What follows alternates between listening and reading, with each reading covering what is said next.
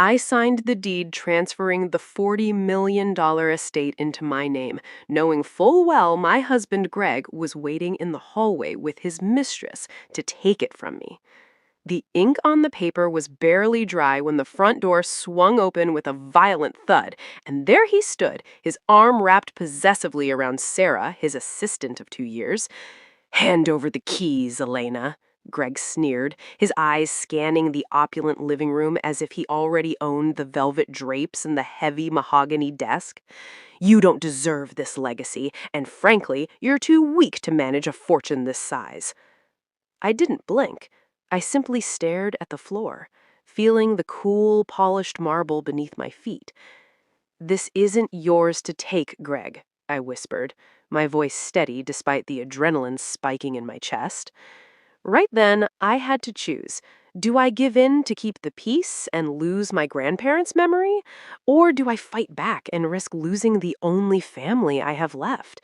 What would you do if your own spouse tried to steal your inheritance while your house was still cold from the funeral? Let me know in the comments. Greg laughed, a cold, sharp sound that echoed against the high, vaulted ceilings. "Peace? There is no peace here, Elena. We've already signed the eviction papers. You have exactly 1 hour to get out of this villa before the police arrive to escort you off to property." Sarah smirked, clutching a designer bag to her chest. Her eyes darted toward the display cabinet filled with priceless antique crystal. She acted like she had already picked out which pieces would look best in her new apartment. "You think you're in control," I said, my voice barely above a whisper. "You haven't looked at the fine print of the will yet." Greg's expression faltered for a fraction of a second before he regained his composure, his jaw tightening into a hard line. "Fine print doesn't matter when you're broke and alone," he snapped. I walked toward the window, looking out of the sprawling grounds. Every inch of this property held memories of my grandparents. Greg didn't see history, he saw a bank account. He had spent the last few weeks whispering on his phone, convinced I was too grief-stricken to notice the way he was draining our joint savings account. He didn't know that I had been monitoring every transaction, every secret meeting, and every lie. Just as he stepped toward me, a low, rhythmic tapping sounded from the hallway behind me. It wasn't the sound of the house settling. It was the rhythmic, intentional thud of a cane. Greg's face went pale. He froze, his hand suspended in midair, a look of pure confusion morphing into terror. I didn't turn around yet. I wanted to see the look on his face.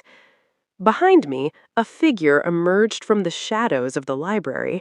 It wasn't a ghost. It was the one person Greg and Sarah had been told for 3 weeks was dead.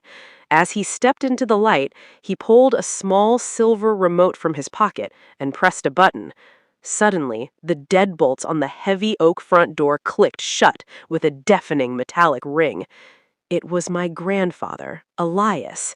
He stood there, leaning heavily on his mahogany cane, his eyes burning with a fury I had never seen before. Greg stumbled back, hitting the side table and sending a delicate porcelain vase crashing to the floor. The sound was like a gunshot in the silent room. You were on that flight," Greg stammered, his bravado replaced by sheer, unadulterated fear.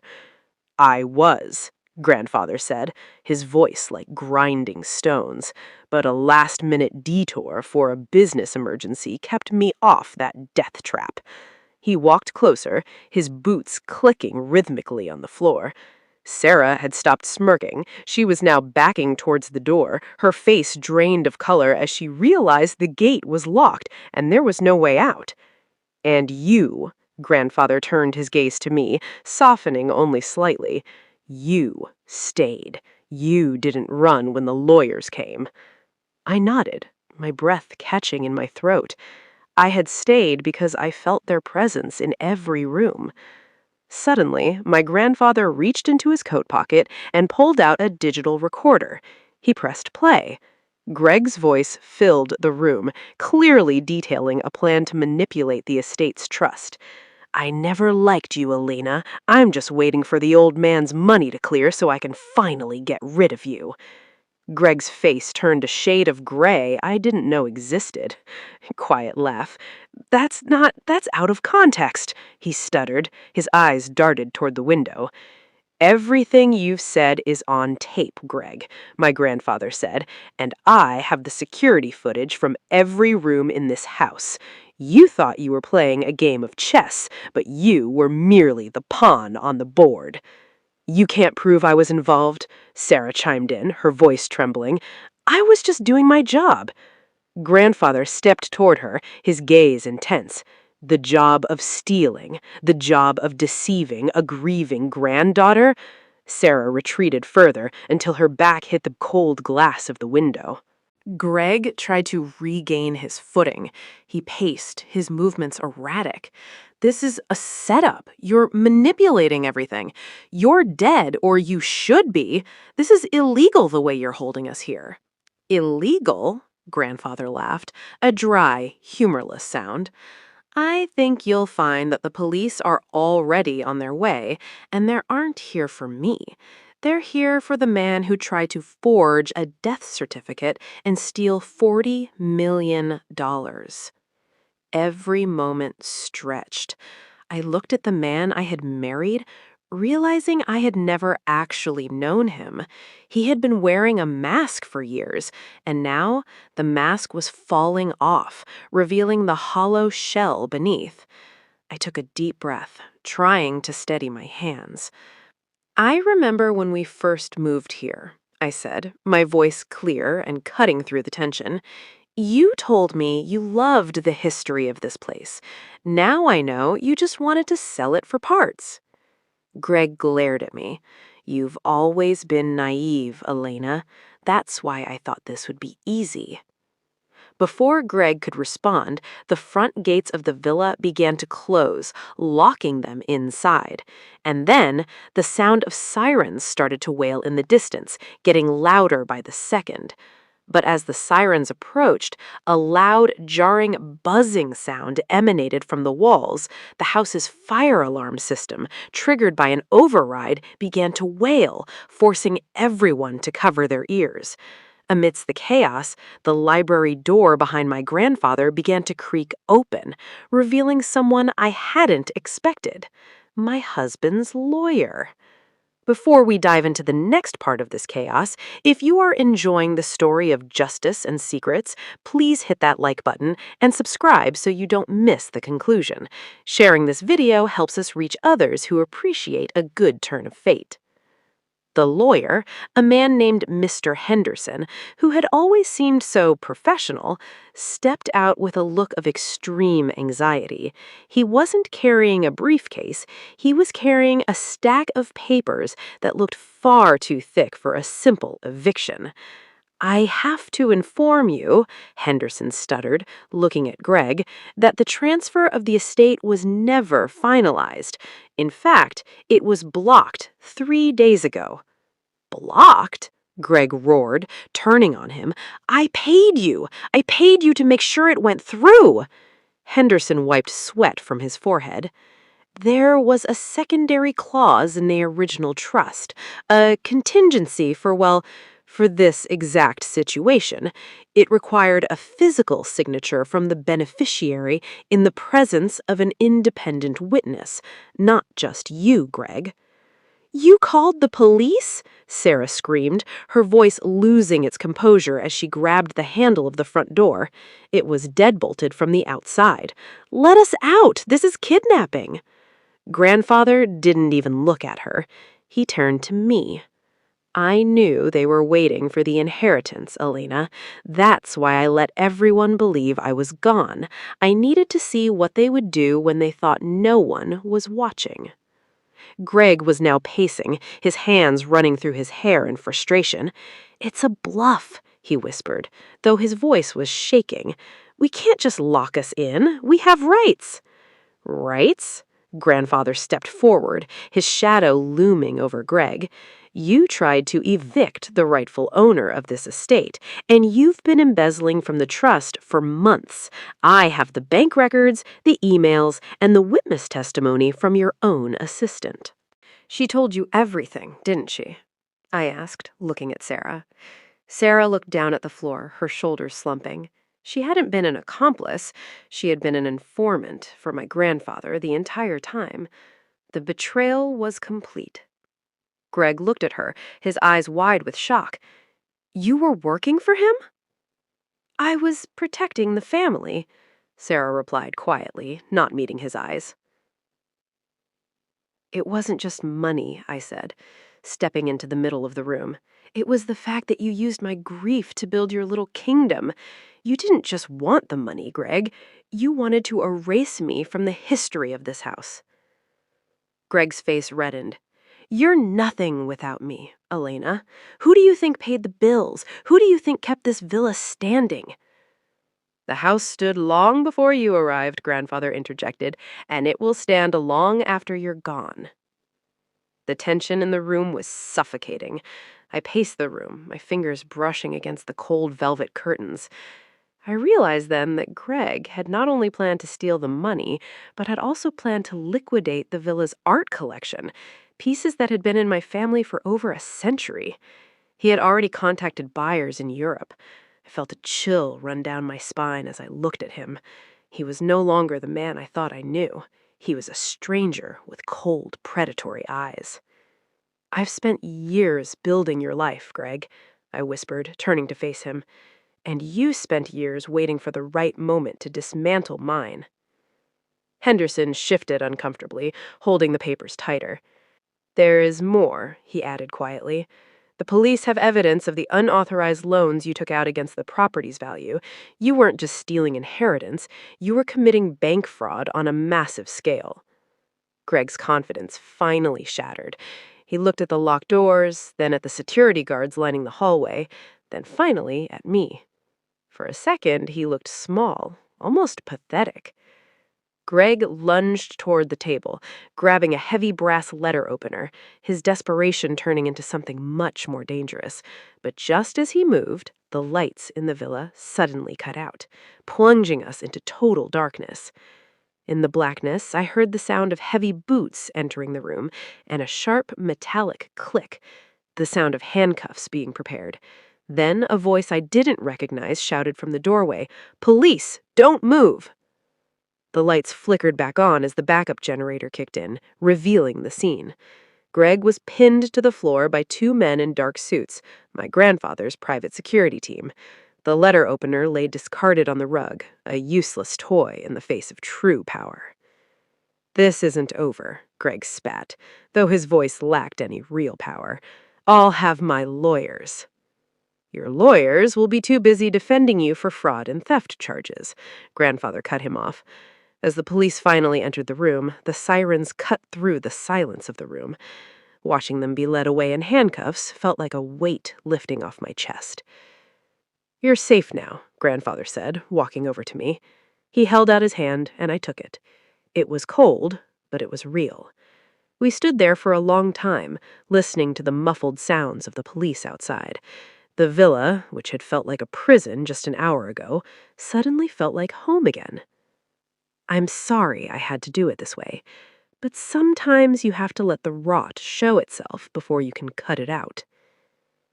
I looked out at the garden, at the roses I had planted with my grandmother, and realized I finally had my life back. The $40 million wasn't just money anymore. It was the foundation for a future where I didn't have to look over my shoulder. Greg was gone, the house was mine, and for the first time, the future was entirely in my hands. The following days were a blur of lawyers, police reports, and the slow, steady process of rebuilding. It was exhausting, but for the first time in years, I felt a sense of clarity I hadn't experienced since before I met Greg. I found myself walking through the empty halls, no longer haunted by the feeling that I was being watched or judged. I discovered hidden documents in Greg's office, folders filled with plans to systematically dismantle every business my grandfather had built. It wasn't just an act of greed, it was an act of calculated destruction. I realized that Greg had been working with competitors from the very beginning. The betrayal went deeper than I had ever imagined, cutting to the core of our professional lives, not just our marriage. Every time I opened a drawer, I found another piece of the puzzle. Emails to shell companies, forged signatures on insurance policies, and even secret recordings of my own private conversations. It was as if I had been living with a stranger who was meticulously planning my downfall while I was busy planning our anniversary dinner. Grandfather and I spent our evenings in the library, going over the accounts. We talked for hours about the past, about the mistakes that were made, and about how we would move forward. I realized that my grandfather had also been lonely, isolated by his own desire for privacy and his distrust of those around him. In a strange, twisted way, this crisis had brought us back to each other. We stopped being just a beneficiary and a patriarch. We became allies. We sat by the fire, drinking tea, discussing the changes we needed to make. I started taking an active role in the board meetings, finally speaking up about the direction of the company, and I found that my voice, once stifled by Greg's constant interruptions, was actually quite powerful. I took the photograph of my grandparents, the one with the cracked glass, and had it professionally restored. I hung it in the foyer, right where it belonged. It served as a reminder that family, when truly tested, is the only thing that stands the test of time. I would stand in the foyer sometimes just looking at their faces, feeling a surge of gratitude that I had not allowed their legacy to be tainted by Greg's ambition. I also reached out to the local community, setting up a foundation to support the arts and preservation efforts that my grandmother had championed. The money wasn't for hoarding, it was for building. I held meetings with city officials, architects, and historians, ensuring that the villa would be maintained for generations to come as a place of culture rather than a trophy of greed. And as I looked at the checkbooks and the legal files, I realized that I didn't just have an inheritance, I had a purpose. I was no longer defined by who I was married to, but by the impact I could make on the world around me. There was a peculiar solace in the quiet of the mornings now. I would sit on the stone terrace, watching the fog lift from the valley below, and for the first time, I didn't check my phone for messages from Greg or worry about the status of our joint accounts. I felt a profound sense of ownership, not just over the land or the bank balance, but over my own time and energy. I started painting again, something I had abandoned years ago because Greg always complained about the smell of turpentine or the clutter of my brushes. The studio at the top of the villa, which had been turned into a storage room for Greg's files, became my sanctuary once more. I spent hours there, the light pouring in from the skylights, creating something entirely new from the ruins of the old. I also began to understand why my grandfather had acted the way he did. He hadn't wanted to hurt me, but he had been desperate to see if I possessed the steel required to protect what he had spent his life building. He told me one afternoon that he was proud, not of the money, but of the fact that I stood my ground when the stakes were highest. That validation meant more to me than any check. We started inviting friends over, people I had been discouraged from seeing during my marriage. The house, once cold and sterile, began to fill with laughter and conversation again. I realized that the villa was never just a building, it was a container for the life I was now brave enough to lead. Greg would face his time in court, and the truth would finally come out in a public setting. I didn't feel the need to seek revenge. The law would handle that. I felt a sense of peace that I had never known. The house was mine, the legacy was intact, and for the first time in my life, I wasn't just someone's wife. I was the architect of my own future. Every morning, I would wake up and walk through the gardens, breathing in the fresh air, knowing that no one was hiding in the shadows, waiting to take what I had earned. It was a newfound freedom, a quiet, steady strength that settled into my bones. The villa, once a cold stone structure, now hummed with the warmth of genuine life, purpose, and a future that belonged only to me. That is the end of our story today. But the moral debate continues. Did my grandfather go too far by faking his death to test us, or was it the only way to expose the truth? Tell me your thoughts in the comments below. If you want to hear more stories about inheritance, betrayal, and justice, make sure to like, share, and subscribe to the channel. Thank you for listening, and I will see you in the next one.